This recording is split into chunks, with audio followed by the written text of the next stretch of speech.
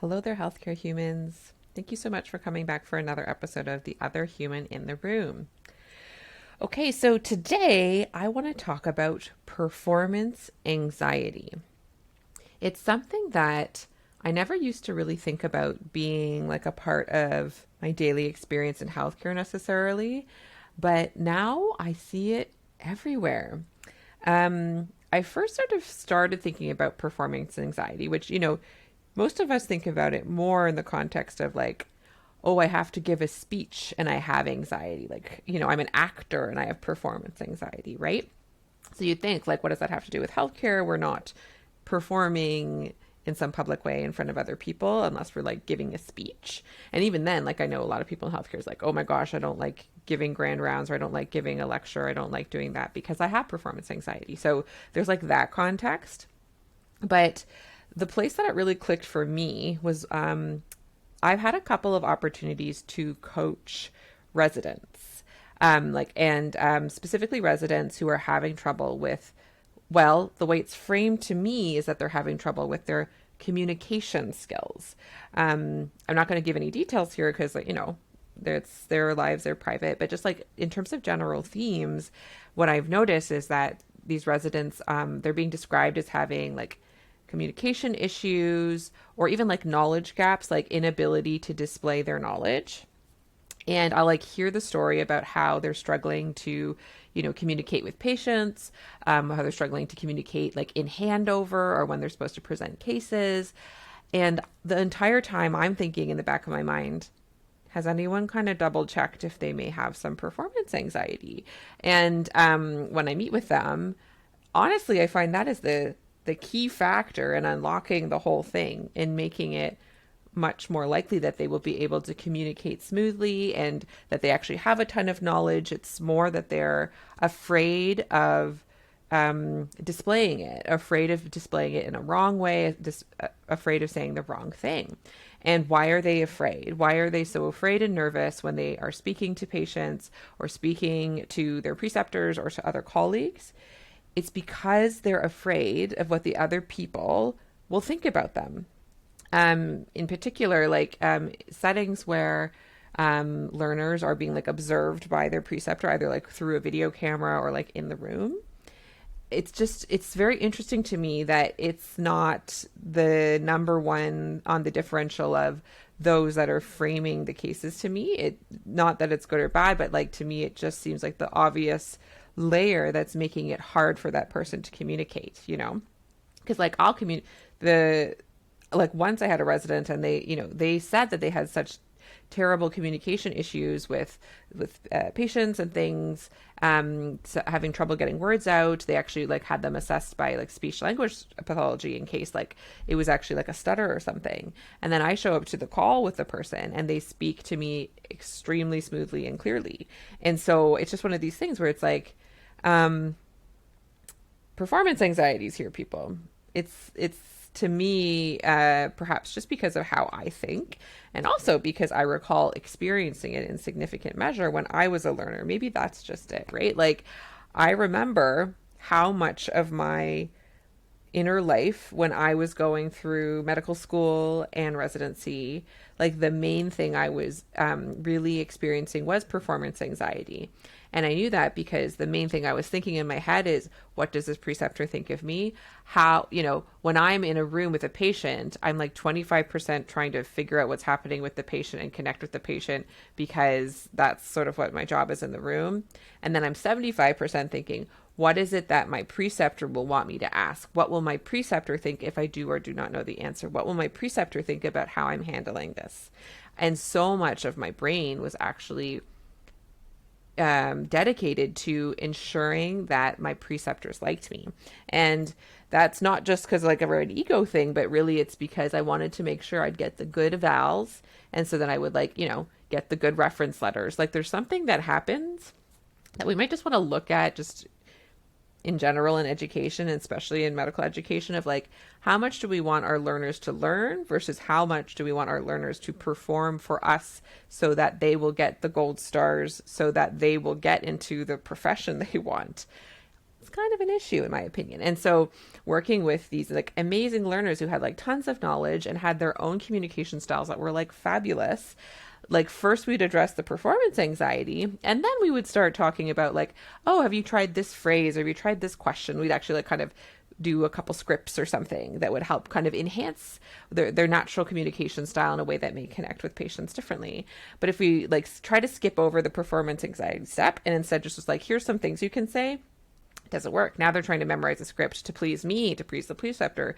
It just doesn't work, right? So that's where it just sort of opened my mind to the fact that performance anxiety, I think, is sort of everywhere in healthcare now that I look for it, right? So in learners for sure, and just like I just said, so many things that perhaps we need to address about how we frame, preceptor learner relationships or whatever to kind of mitigate that, but beyond that, even for those of us who have completed our training, sometimes what people call imposter syndrome, when we kind of look under the surface, another way to describe it could be performance anxiety.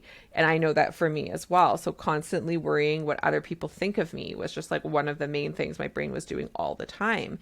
How I practice medicine, especially if it was someone I viewed as sort of a mentor or someone senior to me. So someone's in practice more.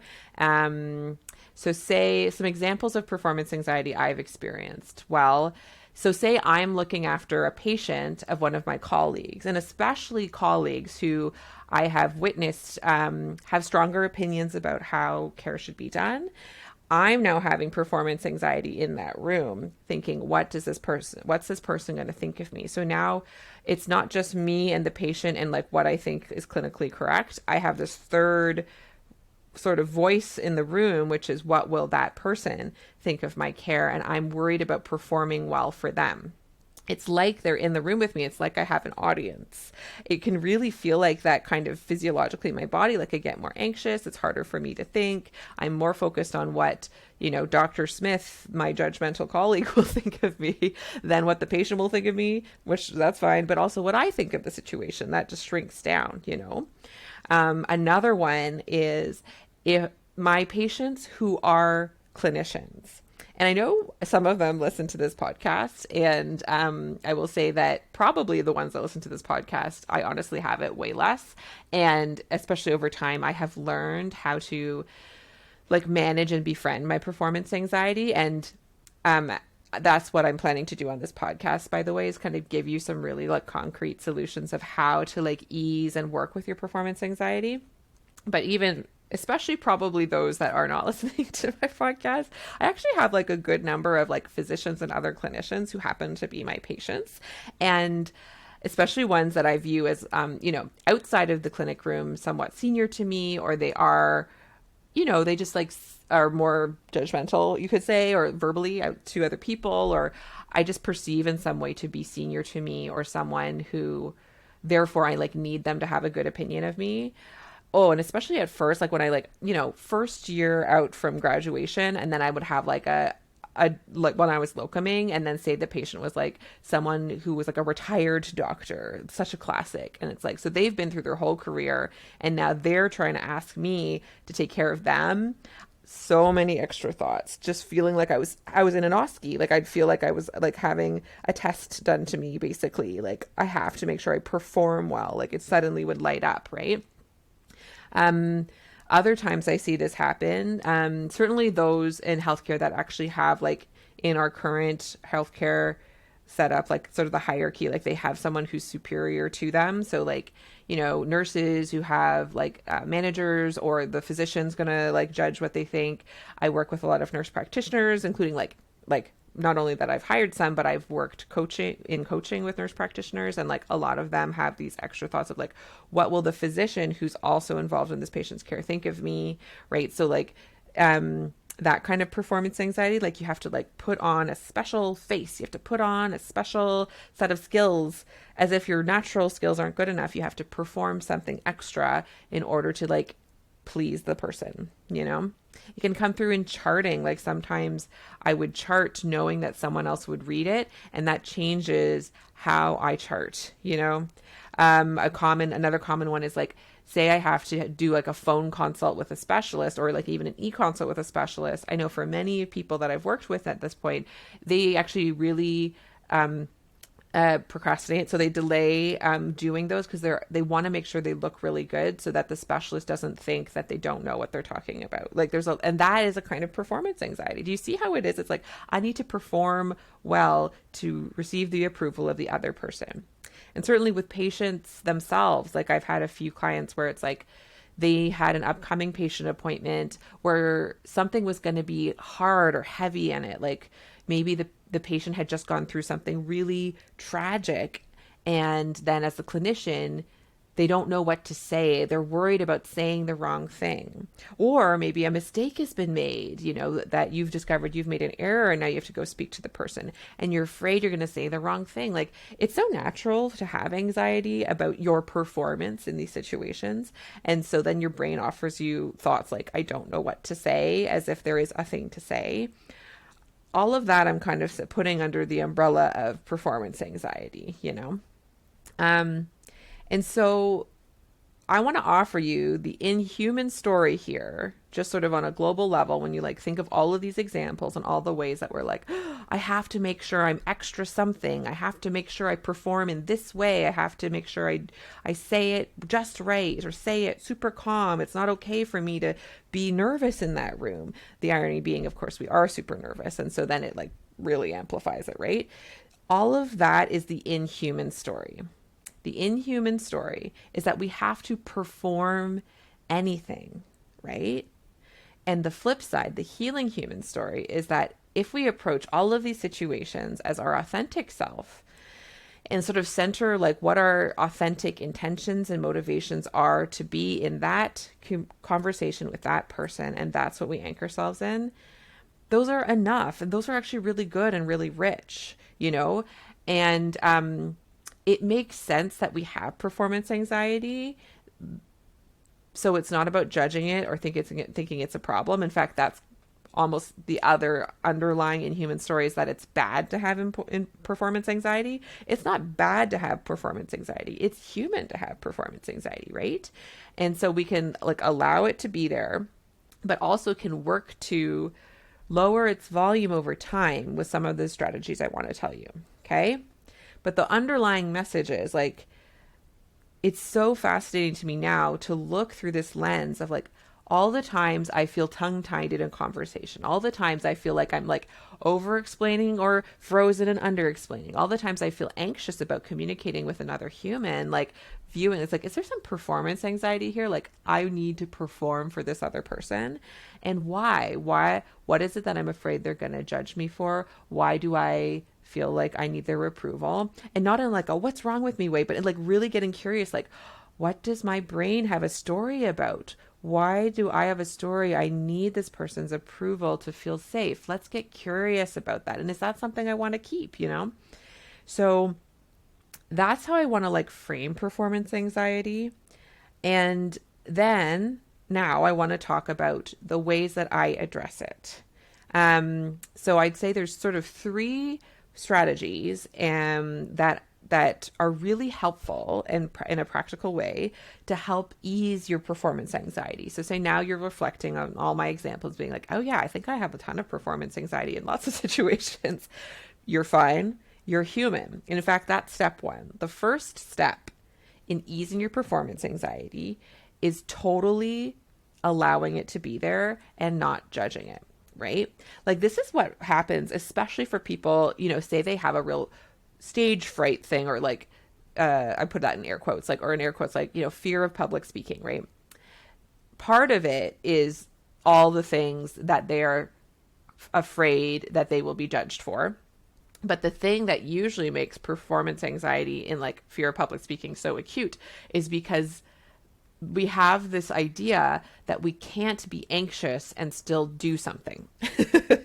So when we get up on the stage and we are, of course, sweaty and are, of course, heart racing because like a bunch of eyeballs are looking at us, we think that's like a problem, a barrier. It means we're broken, means that we're going to die, right? So the first strategy to addressing performance anxiety is letting it be there and not judging it. So, like, literally saying to myself, so say I get into a room and I'm noticing, like, oh, I'm feeling more anxious. I'm really noticing myself being drawn, my brain being drawn to what do they think of me? Am I saying the right thing? Like all of that stuff. And then if my brain's like, oh my gosh, like my face is flushing, now it's really going south. I really practice sort of neutralizing all of those thoughts, being like, there's blood in my face, there's sweat on my palms, my heart is beating at a different rhythm. Of course it is. This is something that I care about. This is a situation I'm heightened in. This is a situation maybe I've never experienced before, or I know this person can be judgmental. So it's sort of like of coursing myself, which is like a sort of self-compassionate way of just like allowing the anxiety to be there and not being afraid or resisting it, which will only make it louder, right? So let's do this sweaty, let's do this flushed, let's do this all stumbly and stuttery, and let's do it. And knowing that the reason that I'm stumbly and stuttery and sweaty is because my body is taking care of me. My body's trying to protect me. At some point in the past, I've got a threat story about receiving judgment of others. I'm a social animal, so I want to be in belonging with people. This person reminds me of my really judgmental preceptor that was mean to me. Like whatever like level of depth of understanding you even understand about why it's there, it's useful to understand why it's there. But even if you don't, you can be like, whoa, I am really feeling like I'm like, in the spotlight with this one. I'm not even sure why it's happening, but I don't have to judge that it's happening. So just letting the anxiety be there and doing it anyway, that goes so far to mitigating it. So like say someone did have a fear of public speaking, doing a bunch of public speaking, totally flop sweaty, stumbling over every other word, but like being with our body and like allowing that experience to happen and naming it for ourselves and like really embracing that it's there and almost like thanking our body for protecting us by like having these strong signals. Over time, the interesting thing is the more you allow your emotions, the less loud they have to be. It's this beautiful paradox that is true about all feelings, and that definitely applies here. So say with my learners who've been told they have communication issues but really have performance anxiety, they're like, yeah, but like I just get my brain goes blank, and it's like, making sense. How can we actually just like talk to our bodies and talk to our brains and say like, thank you for trying to protect me. Wow, you're really viewing this situation with this patient as a threat. You're really noticing that your preceptor is watching and you're really worrying about it. That makes sense in the situation. Of course you're feeling this way. How can we move forward with an understanding that this anxiety is not a problem and we still can say some words out loud to this person even while feeling the sensations of anxiety? So that's like the first really powerful strategy for performance anxiety. And it works whether you're on a stage or in a room with another person. And it works for many emotions as well, right? It's really just processing those emotions, feeling those feelings. And if you do nothing else, you're going to notice you get way farther if you're just like, I can just do it wobbly. I can just do it stuttery. I can just do it, half blacked out. Look, I can still do it. Like that's going to just get you a lot farther and not making it kind of like a thing in your brain, But there's two other strategies that I also want to share because they can kind of build on it and actually change the underlying story that's present with performance anxiety, which is really like someone else's judgment of me is a threat to my safety. That's kind of what's happening underneath. So if I'm in a room with I'm a first year locum in a room with a retired doctor, I think that their opinion of me will, potentially threaten my position in medicine. I don't really think that consciously. If I thought it consciously, I'm like, well, how does that make sense? Like, even if they don't have a good opinion of me, is it likely that will actually literally lead to my license removal? No. But sort of under the surface, that's like, I need them to approve of me. Otherwise, I've been discovered as being a bad doctor, right? And so that gives you the clue of what the second strategy is. Whatever it is that you're worried the other people are thinking about you is something that you're already thinking about yourself. So just sort of noticing that is always what's happening. So if you're on a stage and you're worried like asking yourself to get specific. Okay, I'm getting up on the stage. What is it that I'm worried that people will think of me? And like make a list. And it'll be like that I don't know enough, that I'm not smooth enough, that I'm not confident enough. But if you ask someone else, their reasons will be like they think I'm ugly, or like they'll have a different list. And the reason that we have different lists for what we think other people are worried about, or sorry, that other people are judging us for, is because we have different things that we think about ourselves, the criticisms we have about ourselves. Anytime we're worried someone else is judging us, we only worry that they're judging us for the things that we already think about ourselves. Okay? So I kind of use this as an example. So, like, say someone came to me and they're like, Dr. Chan, don't you know that the earth is flat? And I'm like, I don't know that. I don't believe that. I don't think the science shows that. And they're like, wow, you're so stupid. What a bad doctor you are. Like, whatever. They could say a bunch of like judgmental things about the fact that I don't think the earth is flat. And I'll be like, this person, I'm kind of pitying them. Honey, like, you think the earth is flat. But like, I'm not going to take that personally, because I really, really, really don't have any negative self-concept over my belief that the earth is round. I really think I'm right.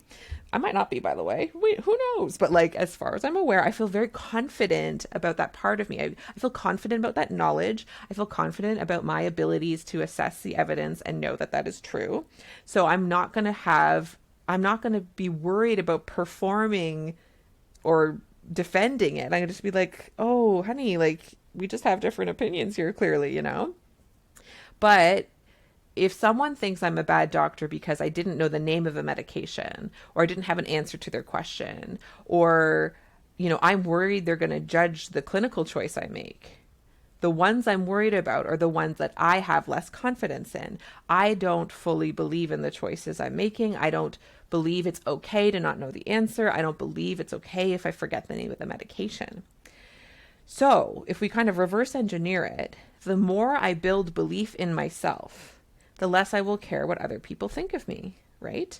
So the more I have, for example, like a real example from my life that is not just medicine, but all over, like the more I have built like a loving relationship with myself as a human body, including how this human body looks and feels and the shape it holds, the less I've been worried about what other people think of what I look like. I've been less worried or self-conscious about my appearance, the more I have grown in my confidence in my own appearance. And that's been really cool to watch. And that's something we can do with medicine too. And absolutely has been true for me. The more I have built self-trust about my clinical decision making, not thinking it's the ultimate right answer and everyone should decide things the way that I do. In fact, the opposite, being like, there are many right answers and I really like the one I'm choosing. And I have good reasons for me to like the one I'm choosing. So even if someone disagrees, I can like understand their disagreement, but I don't have to judge my choice. And I'm not like at 100%, like I still feel a bit shaky sometimes. And I'm a human, and having all that performance anxiety, it still pops up inside of me. But I'm no longer as afraid truly about what patients think of my knowledge level, my clinical decision making, how I speak, any of that stuff, because I have so much more comfort and confidence just in myself as a person. Very fun to feel. So the way this works practically with people I work with, so like with learners, one thing I've kind of done, and actually not just with learners, but also full clinicians, is like building their MRP self-concept, like most responsible physician, if they happen to be a physician, but like just like building their own confident clinician self-concept and doing this over time. So like a practical thing we do is like maybe make a list or have them list out loud all the things they do know about a situation. Because often with like performance anxiety, they're so worried about someone judging the things they don't know, and they're so fixated on all the things they don't know, they totally lose sight of the things they do know. And what they do know is usually like enough to make a solid choice. And also then they don't know, if they're centered on what they do know about a certain situation, then they can feel good about whatever choices they make, including if some of the choices are to like research or like ask a question if they don't know something, right? But it's like centered around what they actually do know already, including the experience they've had it already, and like actually inviting their brain to put those first and to remember that those are there, that's how then you can build the sense of confidence and value what you do know, what you do have skill in, what you do have experience in, instead of worrying about all the things that you don't know or don't have experience in and worrying that people will judge you for those, right? So some sort of practical stories you can tell yourself that can help you build this sort of increased sense of like self-trust or confidence in yourself, which therefore reduces your worry about what other people think of you and therefore reduces your performance anxiety. So like phrases like the what if phrases or the it's possible that phrases, right? So like, what if what I know is enough here? It's possible I have what I need to make this decision. One that I really love is there's nothing here I can't handle. That one is like, it just came to me suddenly like a lightning bolt in a room. I was sitting with a patient and they were having a lot of emotions. And usually I'd be really spinning about, I don't know what to do with this person. How do I get out of this room? But I realized suddenly like, there's nothing here I can't handle. What's happening in this room is they're having some thoughts and feelings. I'm having some thoughts and feelings. We're just going to like figure out what the next step is. Like it just like really brought it down, really made it less anxiety provoking. And in doing so, in building that trust with myself, I have noticed how much less I care what other people think of me. It's very much not a zero. It will never be a zero because we're also like social creatures. So we're always meant to, in some ways, like check in with each other's brains to see if we're matching in some way. Like that's just like normal, natural. But like the level of obsession that I used to have about after I say gave a talk or after I talked to a clinician that I perceived as more often judgmental or a patient that was sort of a challenging, asked me lots of questions. I used to feel so shaky in my belief in myself. But now I've realized if I work on my belief in myself at the jump, I actually have way less of that worry and anxiety in the room and afterwards as well. It's kind of magic to watch. So just to reiterate, number one strategy is knowing that there's nothing wrong with you because you have performance anxiety. It means you're a human. And by the way, a human that's been socialized to like distrust yourself as well and to instead defer to authority. So makes sense that it's there. You can learn how to feel those feelings all the way through, and that will make it less intense, the performance anxiety less intense in the room. The second strategy is recognizing that the whole reason that you're so anxious about what other people think of you and therefore feel the need to perform something specific so that they like you is because of the things you don't like or don't believe about yourself. And so sort of gradually building up your like of yourself, your belief in yourself, that will ease the performance anxiety in a major way. And then the third strategy, which goes hand in hand with the other two, is instead of focusing on what people think of you, and also instead of focusing on yourself and your anxiety, giving your brain something else to focus on. And the thing you can always give your brain to focus on is like the reason you're doing that task anyway. So using the example of giving a speech, right? So when we have like tons of performance anxiety, our brain is flip-flopping between how terrible we feel and how that definitely means we're going to fail and what everyone else thinks of us. And we're just flip-flopping between those two things. Meanwhile, why are we giving a speech to begin with? What is our like core motivation that's getting us up there to tell people about things? Sometimes we've like forgotten there's even a reason that we're doing it. But when we center in on that, like right now, I'm giving you this podcast. I could be feeling anxious about what people think of the podcast and therefore flip-flopping between, oh no, I feel too anxious, my voice is going to quaver, and what are people thinking of me? Are they all thinking I'm dumb and stupid, da-da-da? But instead, if I'm focusing on my why, what is your why for the thing you're doing? So for me, doing this podcast right now in its imperfect, confusing, floppy way, like whatever it is I think might be going on under the surface, my reason for delivering this podcast is twofold. One, I love sharing what I've learned in hopes it helps someone else. The process of sharing it it feels good in my body. Like me recording this podcast right now is a pleasurable experience. It feels so good to synthesize knowledge and like try and find ways to share it with other people that spark something in them. I've discovered just the joy of the creation in and of itself is part of my why. And then the second part of my why is I do believe this is how I contribute to making healthcare better.